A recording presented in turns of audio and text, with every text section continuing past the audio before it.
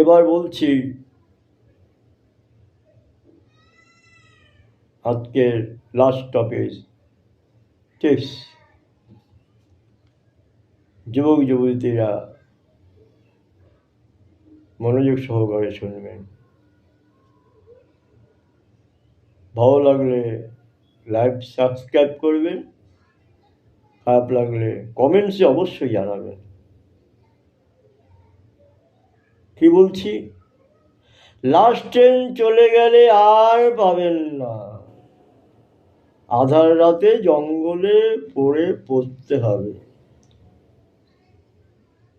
Last train চলে গেলে আর পাবেন না, আধার রাতে জঙ্গলে পড়ে পড়তে হবে।